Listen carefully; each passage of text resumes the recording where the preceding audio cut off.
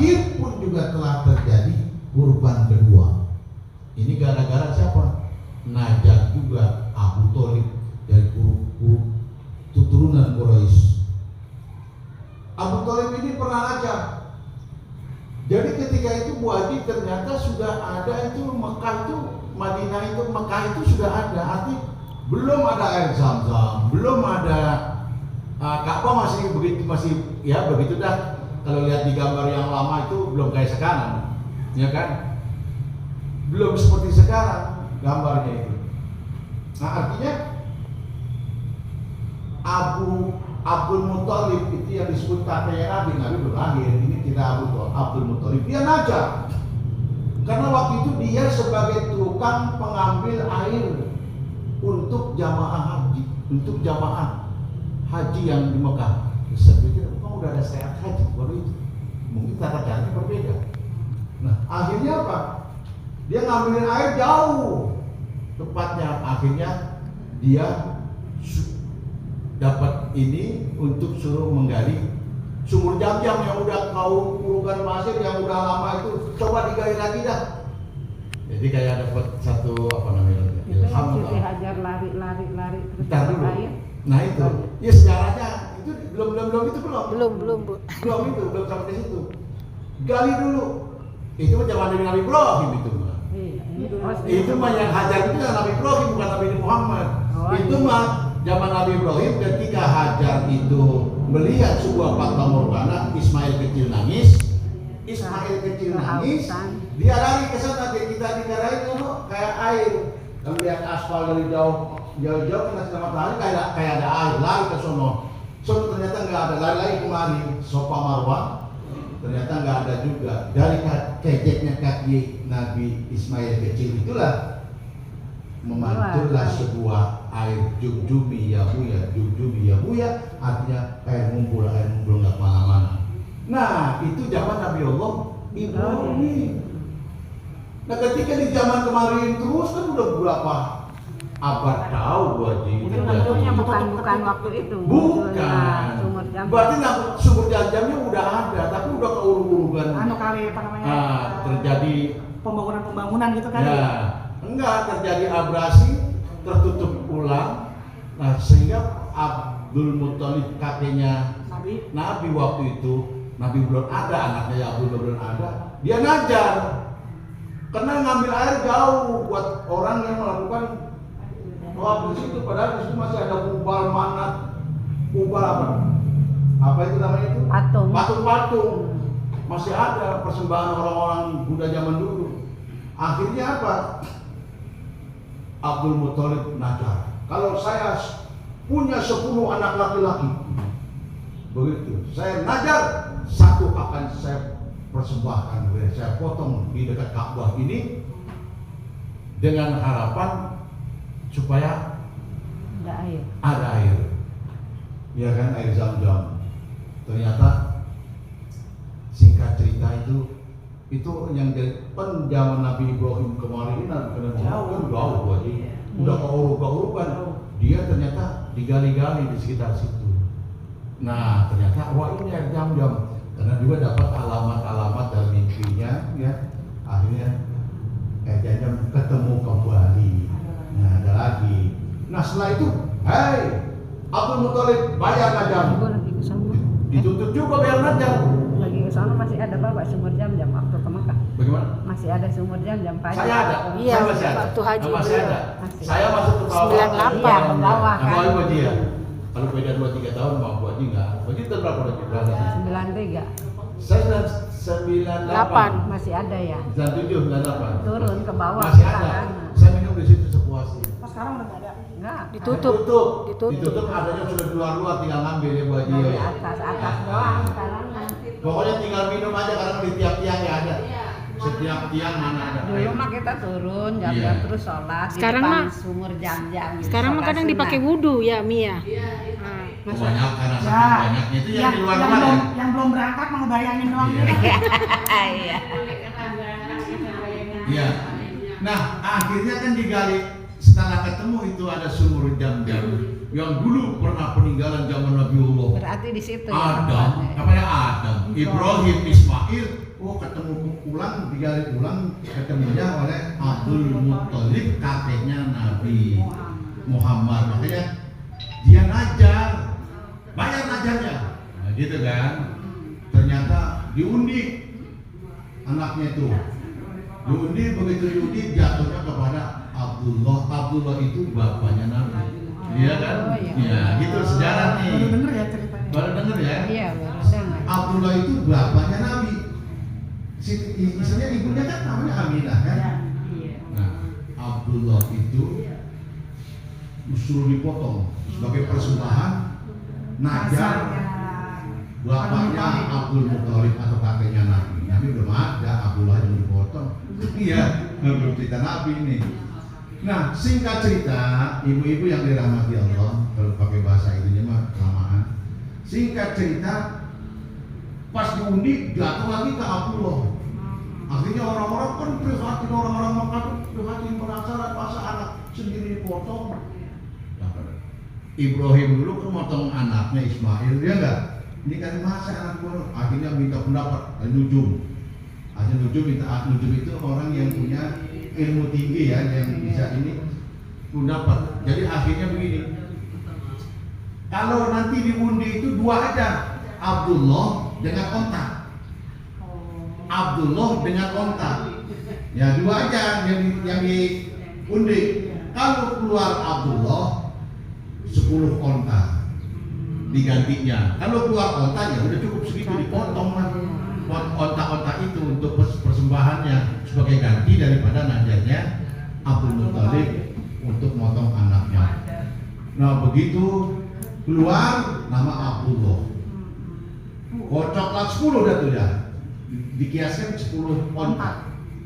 Begitu keluar lagi Abdullah lagi 10 onta lagi. Nah 20 dah. Singkat cerita sampai 10 kali jadi 100 onta, baru timbul nama onta sendiri. Begitu nama onta. Jadinya Abdullah juga berkorban 100 onta. Ya Allah. Ya, begitu sejarah. Ini sejarah nih. Itu korban kedua. Jadi korban pertama jangan Ismail, ya kan? Korban kedua ini Ismail diganti sama kambing, ya kan? Kambing kipas yang besar. Nah kalau Abdullah bapaknya Nabi diganti dengan 100 onta. Makanya jangan main-main sama Nazar. Makanya jangan main-main sama Najar. Ya Bu ya, karena Najar akan dimintakan pertanggung jawab. Ibu yang dirahmati Allah, Nazar itu sampai hutang. Najar sama dengan hutang. Ya hati-hati ya Bu ya.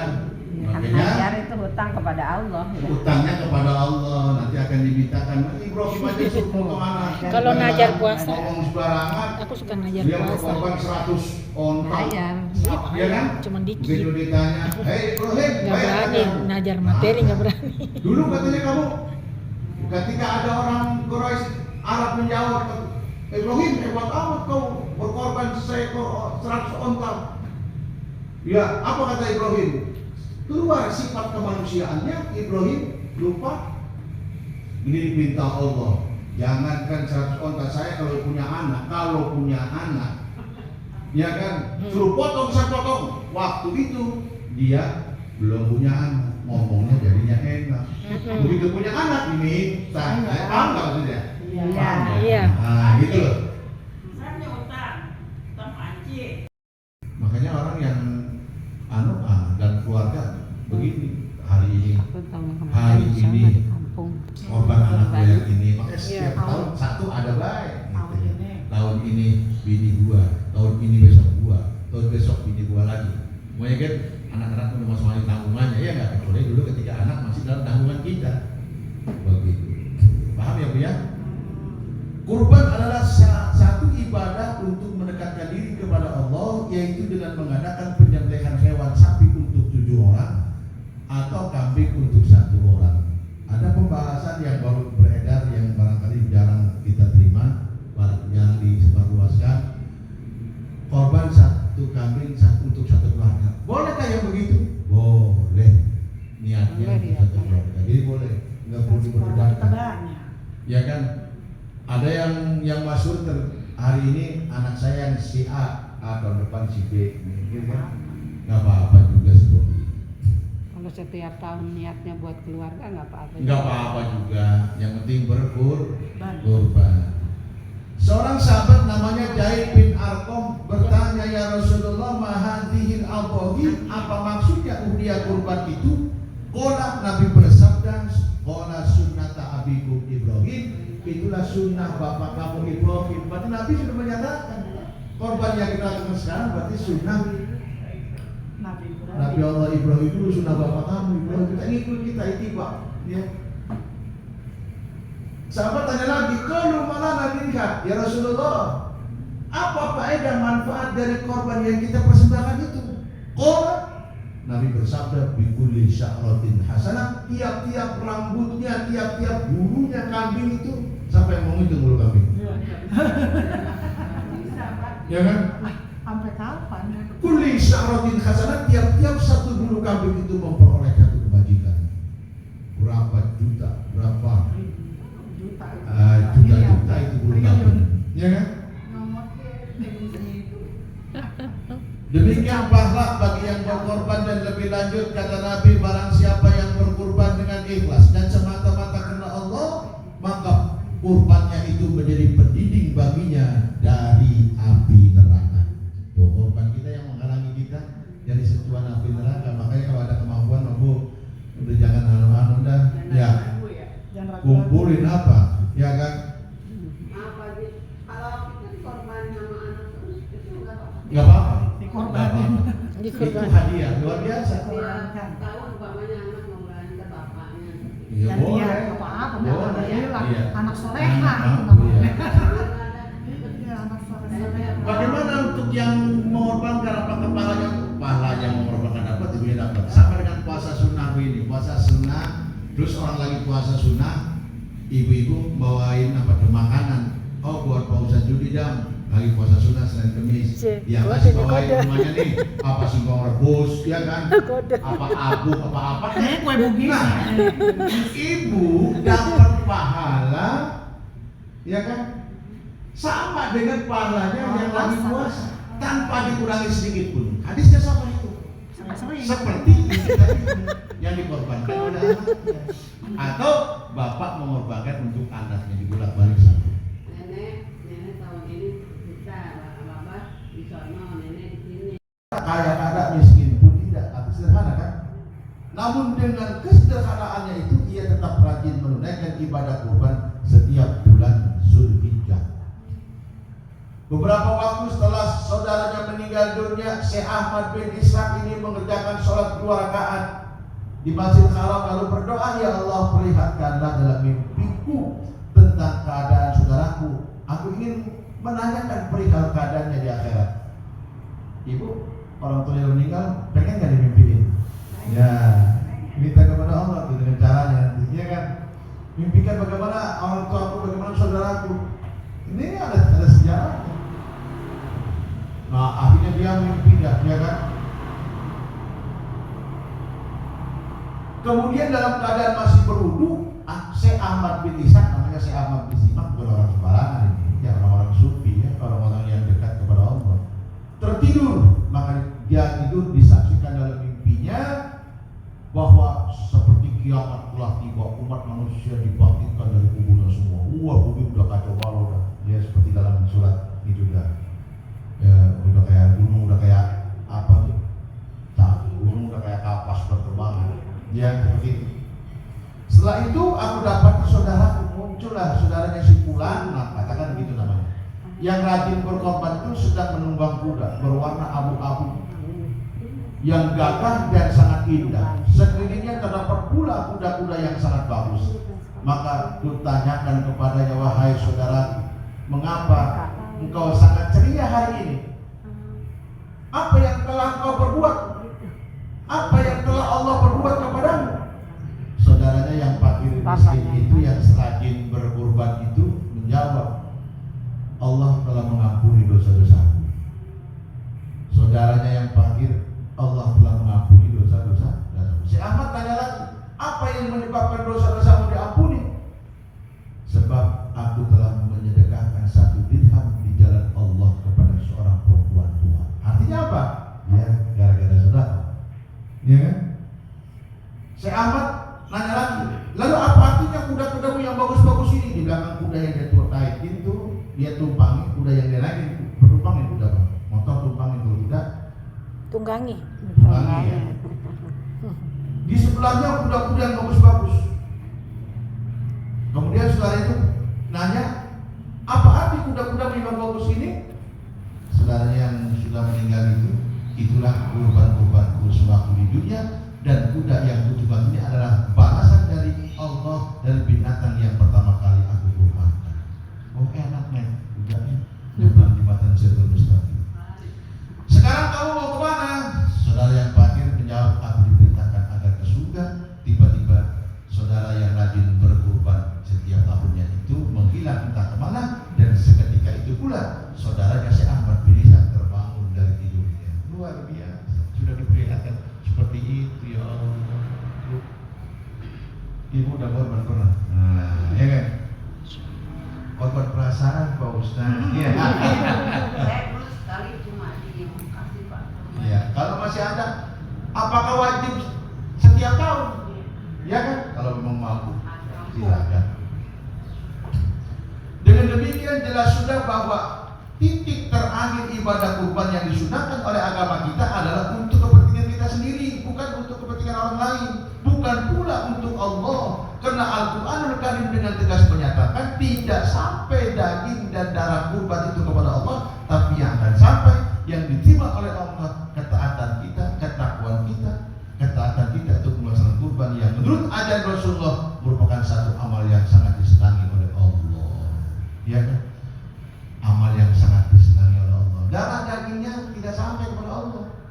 Ya kan? Yang sampai adalah keikhlasan kita, ketakwaan kita kepada Allah. Karena mengikuti beritanya untuk melaksanakan ibadah kurban. Allah berfirman, "Inna a'tainakal kautsar." Sungguh telah banyak nikmat yang telah kuberikan kepadamu. Kata Allah, "Inna a'tainakal kautsar." Sungguh telah banyak nikmat yang telah kuberikan kepadamu. Fasholli li rabbika wanhar, maka sembahlah Allah Tuhanmu, wanhar, dan berkurbanlah.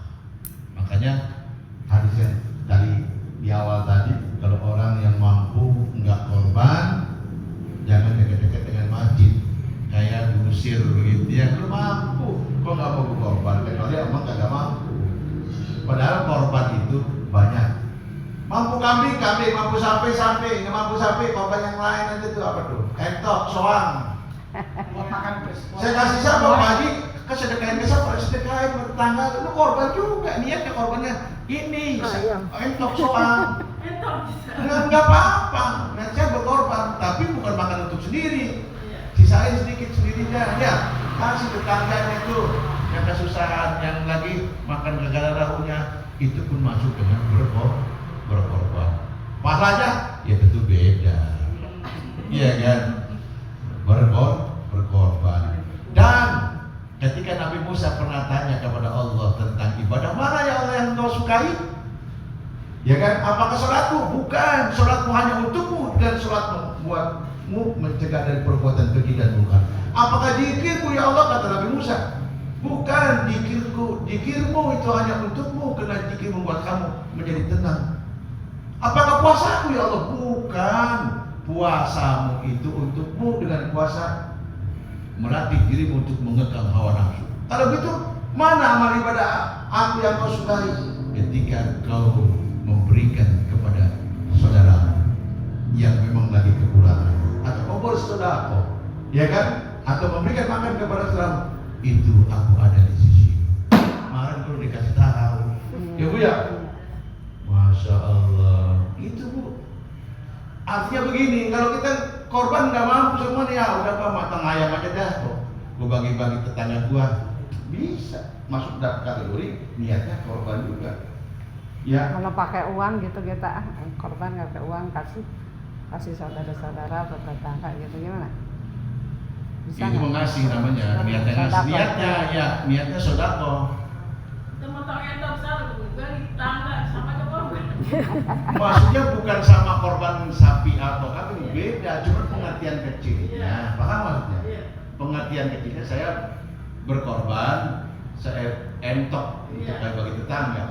Saudara Ya. itu ya. Iya, masuk sodako lah. Jangan kita meninggalin sedikit aja kok cukup. Jangan yang potong gede banyak kasihnya sedikit. Cuman pahalanya bukan pahala yang kita Iya. berkorban kambing atau sapi. Iya, beda ya.